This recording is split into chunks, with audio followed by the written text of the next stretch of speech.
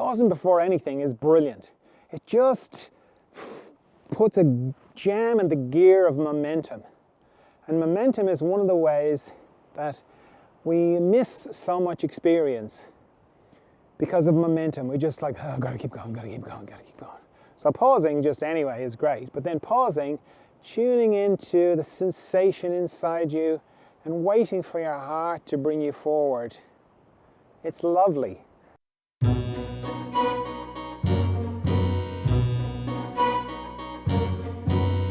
Hello friends, John Dalton here, Further Emergence Podcast, where we go into love, consciousness, and the mystery. And in this episode, we're going into meditation for growth in consciousness, heart-led walking, letting go of fear, taking things personally, releasing childhood coping mechanisms, and loving ourselves into evolution. Okay, this is the Madeira update. If you don't already know, I'm doing 21 enlightenment retreats on Madeira. Just to clarify it a little bit, it starts on the 23rd of September this year. It's on the island of Madeira. That's off the coast of Africa. It's a principality of Portugal. Price depends on how long you come for. You don't have to come for the 21 days. You can come for 7, 20, 14, whichever. And you can, if you go to the website and under retreat, you'll see all the details of that. The focus is enlightenment. I'm not going to teach you how to get enlightened because I don't know how to do that. I don't know how other people get enlightened. I only know how I got enlightened. But I know that being around enlightened people is very helpful for it. So it's part of that and part of helping to put ourselves in the way of enlightenment. There is walking, but it's not part of the retreats. The retreats are in different locations. You can walk to them, you can drive to them, you can whatever. How you get there, how you get from one location to the next, totally up to you. Where you stay, totally up to you. What you eat, totally up to you.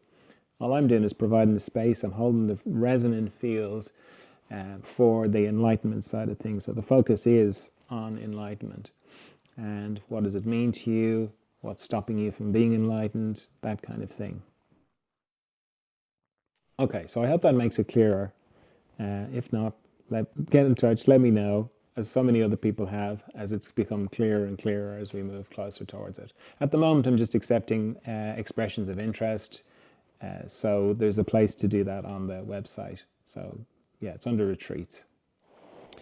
So somebody had the Space for the Mystery the other day. Space for the Mystery, just in case you don't know, is this space for meditation and connecting to the mystery that I do every Monday.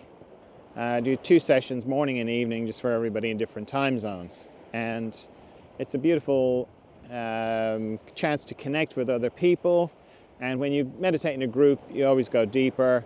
When you meditate with somebody who's been meditating for a long time, like me, you go deeper. It just helps, and then it helps your meditation for the week. So, somebody newish to the to this Space for the Mystery said to me afterwards that they'd been meditating for a long time, 30 plus years, and they'd had many meditation teachers, and they'd never heard anybody talk about stopping thinking. And that they were always encouraged to just observe their thoughts and let their thoughts, that it was impossible to stop thinking. So not even to try, and to just, observe and breathe and all that great stuff. And all that stuff is brilliant. But it's not what I do. And as I say on the meditation training that I do, I don't care about being a great meditator. And I'm not trying to train people to be great meditators. For me, the whole point of meditation is to help accelerate the process of growth in consciousness. A process that's already happening.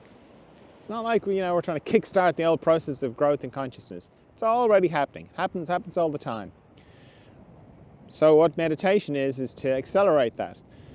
And all the power in the inner life, my inner life, and other people's inner life, from what I can see, comes from the mystery. And the mystery is underneath everything. It's as deep as you can go.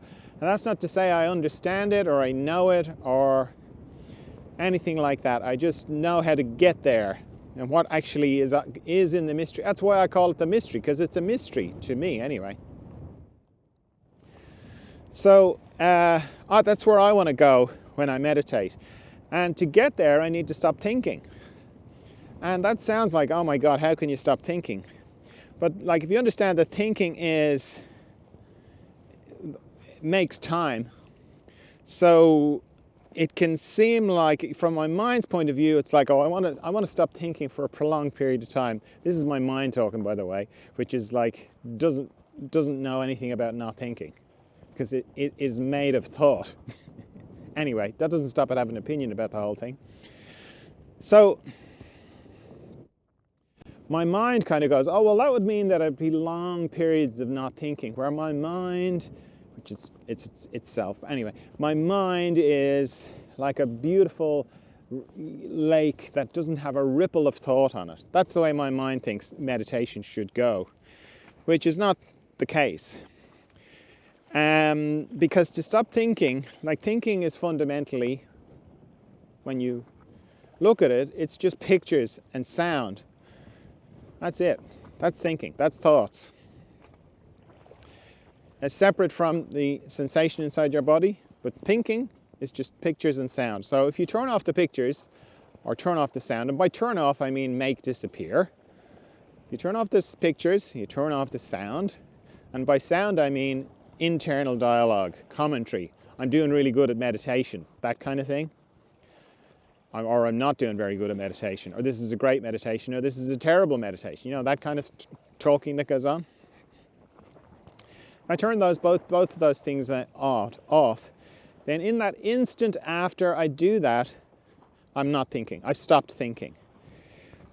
And my mind will come back very quickly, because what happens is I turn off the pictures, I turn off the sound. I'm in that instant of not thinking, where I'm just present.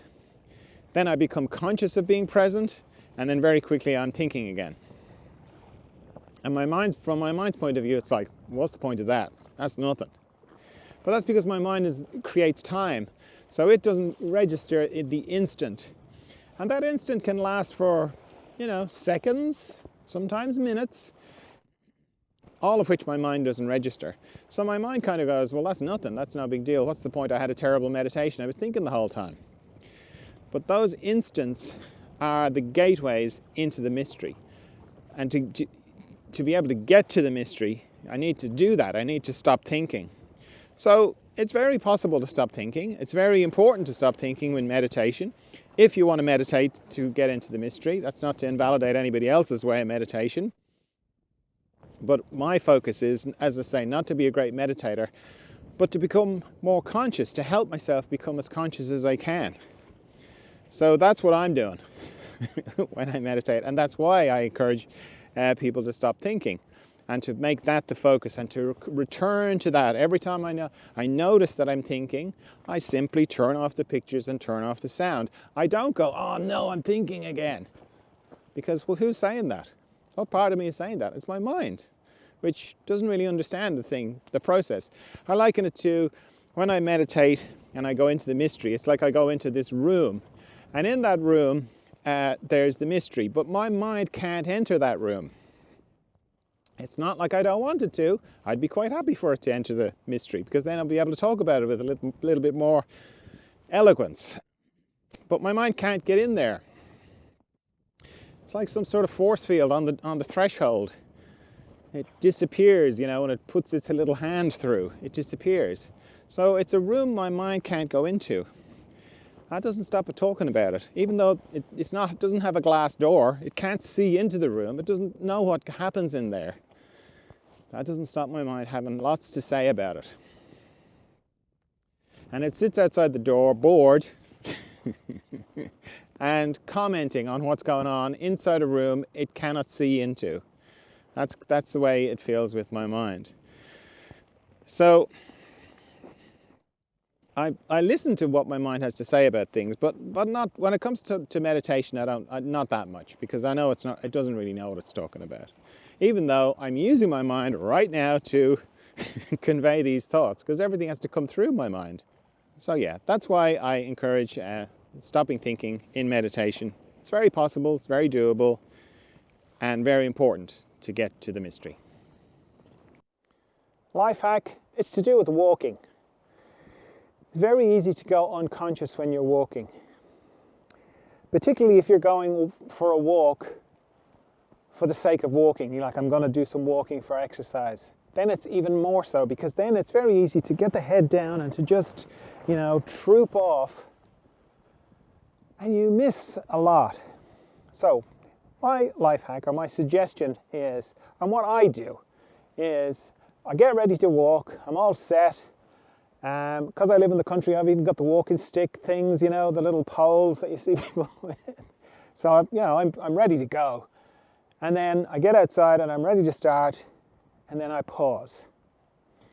And I close my eyes and I wait for my body to be moved by the energy of my heart.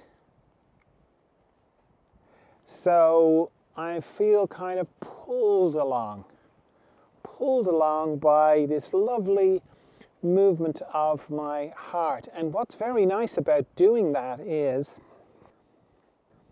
that you stay in touch with your body a lot more as you walk. Because if you don't do something like that, if you don't consciously get into the activity that you're doing, your mind goes into autopilot. It's like, okay, get the body in motion, and now I can get on with some serious thinking.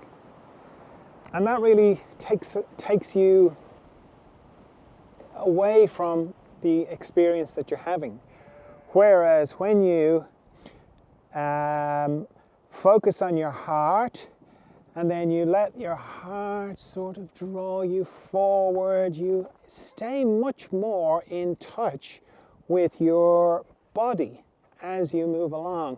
And you're sort of being moved along by your little heart, and it's beautiful. Then, if you start to go up an incline and you need to slow down a bit, your body kind of goes, hang on a minute, let me just get used to this. You'll slow down, you'll respond, and then your heart will pick you up again. And whereas if you're just like, I am doing my power walking, you'll just keep going and force your little body to go harder than it needs, or you won't give it time to catch up. So, pause before you start. Pausing before anything is brilliant. It just puts a jam in the gear of momentum. And momentum is one of the ways that we miss so much experience because of momentum. We're just like, oh, gotta keep going. So pausing just anyway is great, but then pausing, tuning into the sensation inside you and waiting for your heart to bring you forward. It's lovely. It's a lovely way to walk. It's a very gentle way to walk on the earth. And that's always a good thing. The earth really likes when you're gentle, when your footsteps are caressing rather than pounding. Now, let's have a look at some of the memes on the Further Emergence Instagram feed. The first one is very simple. It says, fear doesn't stop death, it stops life.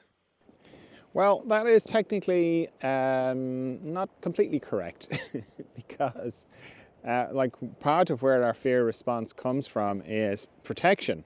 Our whole nervous system is designed to get us out of trouble, and it does that very well. The thing is, we've evolved so we're rarely in the sort of life-threatening situations that our nervous system has been designed to help us with. So the cliche of being chased by a tiger in the jungle, I mean, that doesn't happen. That's probably never going to happen in your life and probably never going to happen in my life. But, you know, the gas bill, the credit card statement, the possibility of unemployment and terrorism and the end of the world. These are things that we think about and our nervous system can't tell the difference. And it just goes, oh my God, I'm being chased by a gas bill. It reacts pretty much in the same way. And it keeps going. Like when adrenaline is released in your body, it takes a long time for it to, it takes hours, 4 or 5 hours for it to completely dissipate. So we're getting all these little hits all the time of adrenaline. So this is where the actual wisdom of this idea comes in, that fear doesn't stop death, because the gas bill is not going to kill you, but you can be afraid of it. And the idea that fear doesn't stop death, but it stops life, because it can be paralyzing. Like everybody knows about the fight or flight mechanism, but there's 2 other bits to that as well. There's freeze and fawn. And freeze is the one that can happen quite easily. We can just get stuck in freeze mode and become paralyzed and become afraid to do anything. And that's where the fear starts to take the life away from us. And as I was saying last week, fear creates a kind of bubble around us. It creates our own little echo chamber, and we can't hear the music of life when we're inside it. We can't hear like life cheering us on, life singing our song. You can't hear the beauty of it at all. All we can hear is our own selves screaming in terror.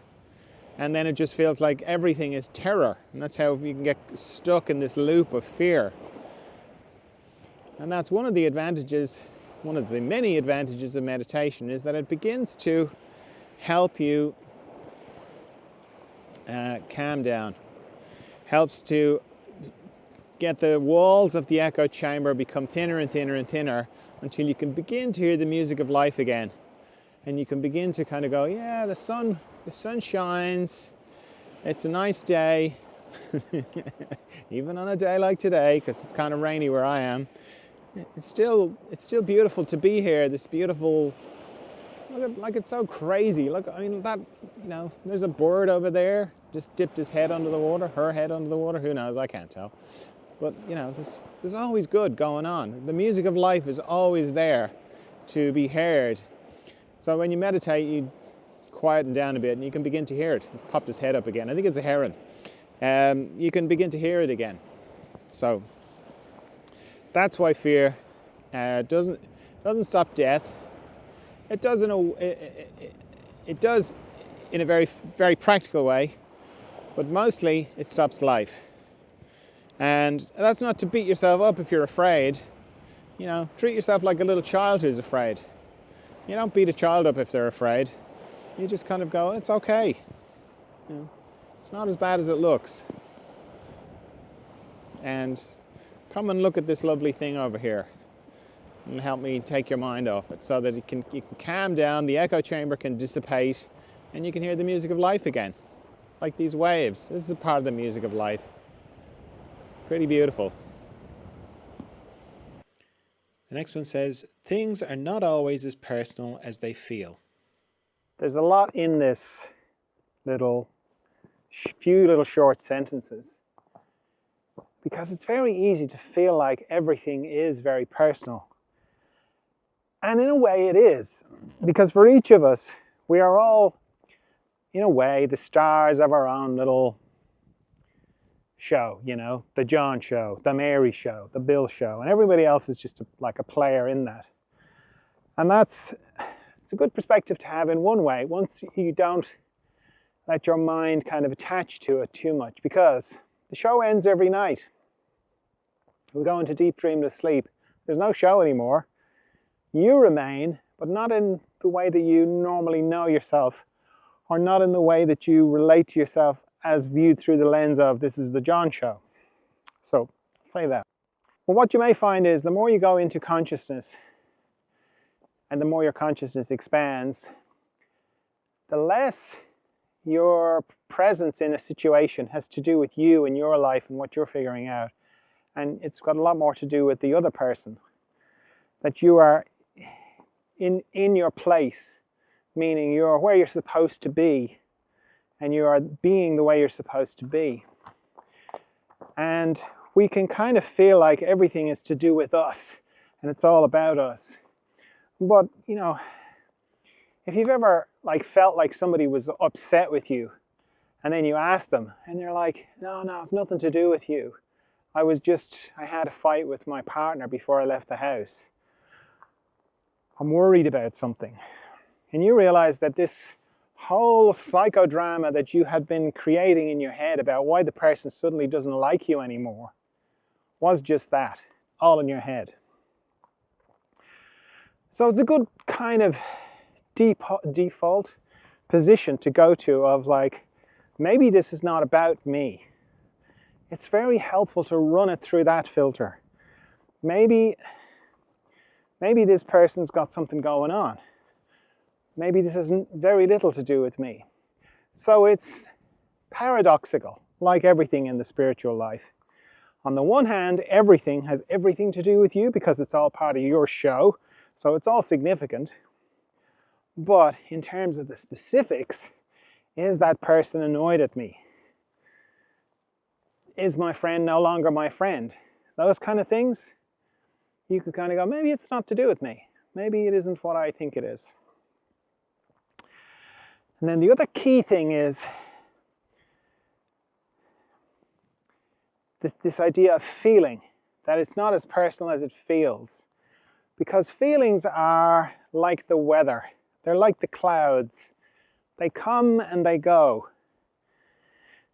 And it's very important and helpful to be able to tell the difference between feelings, intuition, communication from deeper parts of you, interference from the psychic world, all these different things. It's very helpful to be able to separate them out and know which is which. Because feeling like everything is personal might be just a feeling, and it might not be correct. It's valid. All your feelings are valid. There's nothing wrong with your feelings. But to use them as a measure of what's actually going on is probably, they're not that reliable. And feeling like things are personal, when you run it through this thing of like, well, maybe it's not about me. Maybe it's to do with the other person. Maybe it's to do with the other group of people. Maybe it's to do with a lot of other things that I don't know why they're behaving the way they're behaving. That helps to balance the feeling of it's personal. It helps you to zoom back from it a little bit and not take it so personally. When you don't take it so personally, you can pull back a little bit from it and go and maybe see some of the other things that are going on. So maybe it's not as personal as it feels, and feelings are lovely, but not a necessarily great measure of what's actually going on. The next one says, in small writing at the top, things your inner child might need to hear. And then the quote is, your coping mechanisms were brilliant adaptations to your environment that helped you survive, and it's safe to let go of them now. Very hard to get this. It's exactly true, but very hard to see, because what happens is we're children, we're in an overwhelming situation, we separate a little part of ourselves off to one side and go, now look, something's happened and I nearly got destroyed. I'm not saying you did actually nearly get destroyed, but that's the way we kind of think as kids. I nearly got destroyed, because everything for a child is life or death, because their life is very short. You know, like if you say to somebody in their 60s, well, yeah, this is the way things are now, but in about a year it'll be better. The person in their 60s will go, okay, well, that's not that long. You say that to a 1-year-old child, you know, things are bad right now. In a year it'll be okay. They go, a year? That's my whole life. I've got to live my whole life again? before things are okay, it seems like an impossibly long period of time. So things are very charged for kids, plus everything is new. So they're in a situation, and it can be extreme. It can be a case of, yeah, they are going to get destroyed if they don't figure it out pretty fast. But at a lesser degree, you see, from a kid's point of view, love and food are kind of the same. You know, if they don't get the love, they're gonna wither. So from a child's point of view, love and attention from their parents, primary caregiver, it's very important.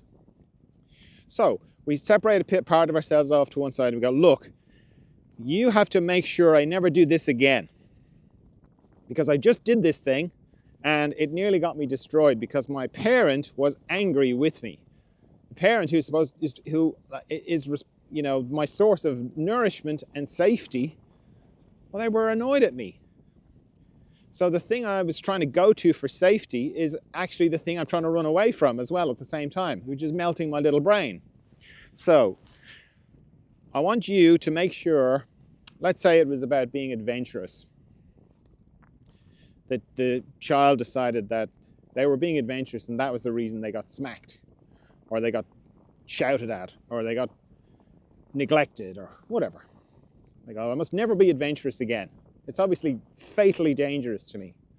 I'm making light of this, but you know, from a kid's point of view, it's not light. So this separated part of us is off to one side, making sure that whenever we feel adventurous, we also feel very anxious, and we are trying to get ourselves, that part is trying to get us to stop being adventurous, because we know we've told it that being adventurous is dangerous, very dangerous.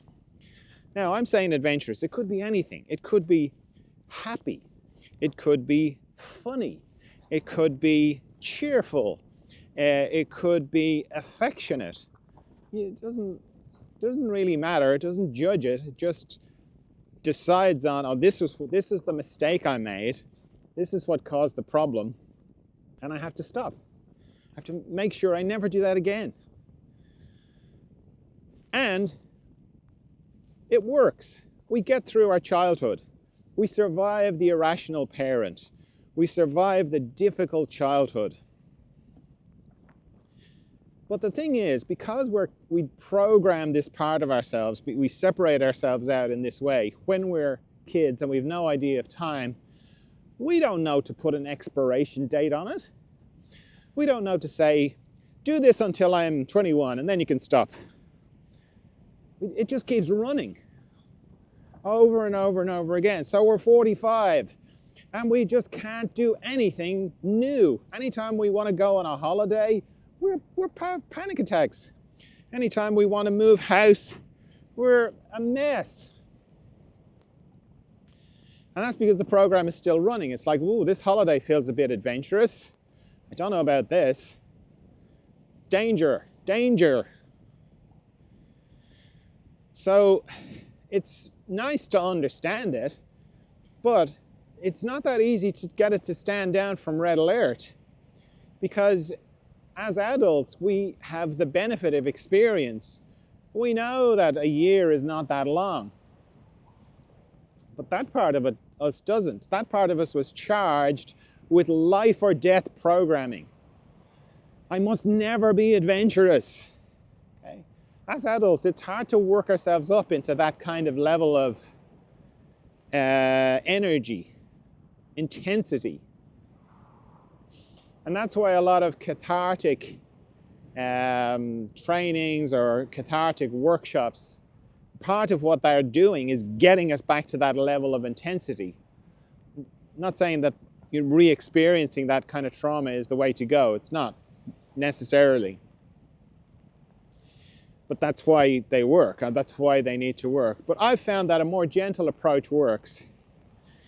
That, number one, understanding what's happening. I'm going on a holiday, I feel super anxious. You know, that part of you is still there, it's still off separated, and you're kind of helping it to become part of the fold and the inside again. So you're kind of going, well, number one, the main thing to convey to these parts of us is, I survived. You did a great job. I made it. Everything you did helped me survive my very difficult childhood.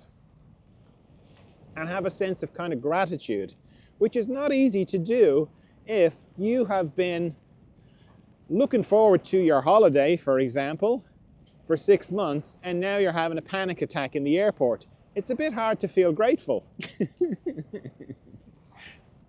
Mostly you'll be feeling, what the hell is wrong with me? Why am I having a panic attack? I'm going on my holiday. It should be great. So it takes a bit of distance, but to be grateful and go, I survived. And then it's almost like taking a small child who is afraid and showing it how being adventurous, because that's the example I use, is not dangerous anymore. It might have been, but not anymore. And you can demonstrate little examples of where you're being adventurous and it's okay. Nothing too bad happened. And you're continually going, isn't it great that I survived? And I survived because you helped me to survive, and that's brilliant. But it's in the past now. I don't need to be on such high alert for adventure. And let me show you. Let me show you how that's not necessarily the case. And you can kind of go, see there now, I was a little bit adventurous and nothing terrible happened.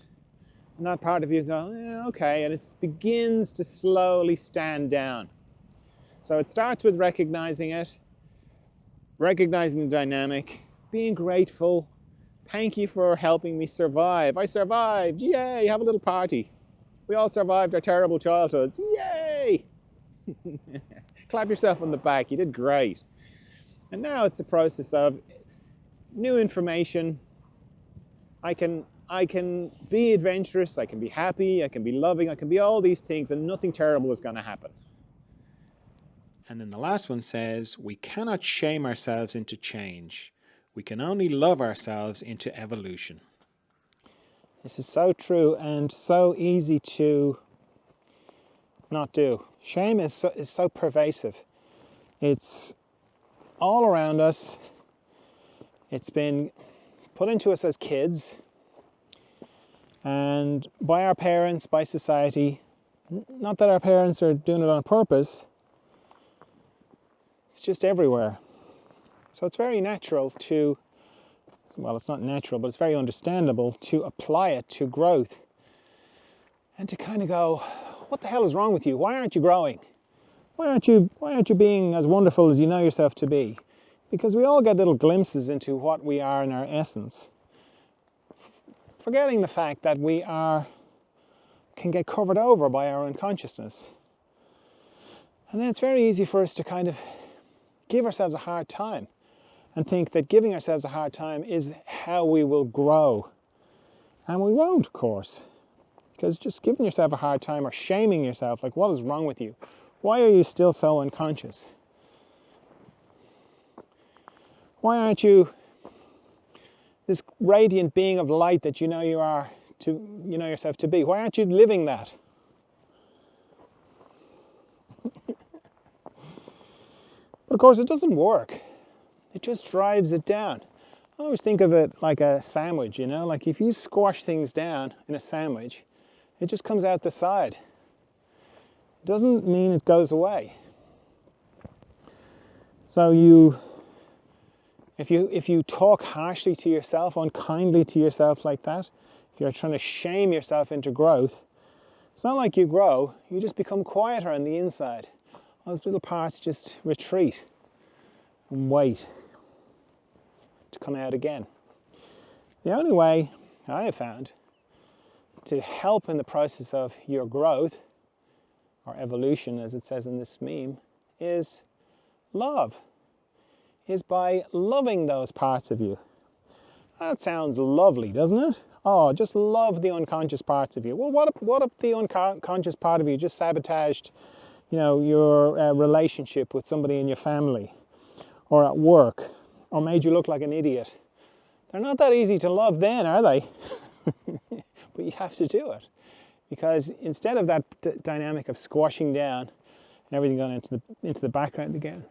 You have to love those parts of you and kind of encourage them out of the shadows. Come and tell me about it. Tell me why you said that. Tell me what's going on. Tell me what's really bothering you. Tell me your sad little story. It's like being in the dark, and you've got this illumination over you, the light of consciousness, and you're sitting there in this lovely armchair, and you're encouraging all these wounded parts of you to come out of the dark and sit on your knee and tell you their sad, sad story, to cry, to wail, to make unreasonable demands. And you listen, and you love, and you let them talk, and they're like children, and you hold them, and you love them, and they change. They begin to trust you. They stop acting out. They stop taking you over. You find yourself not doing these outrageous things, outrageously cruel or outrageously unkind, outrageously vicious. You stop doing that. You find yourself that you're not doing that as much. That when they're distressed, when they're anxious, that they come to you and they tell you, I'm really upset about this. That person said that to me and I'm very upset. You know, I mean, prepare to be embarrassed and a little bit cringy when you hear yourself saying this stuff. But that's liberation. When you can hear yourself whining on the inside about how insecure you feel, about how betrayed you feel, about all these things that you've been told you should not feel, that you've been shamed about, that you don't perpetuate that you're the one that stops the shame, that you're the parent that you didn't have but you needed. When you do that, then the growth accelerates. It's going to happen anyway, but you'll just accelerate it when you meet it with love rather than shame. All right, that's all I have for you this time. I trust you're well. I trust you're of good cheer. I'll talk to you again soon. Bye.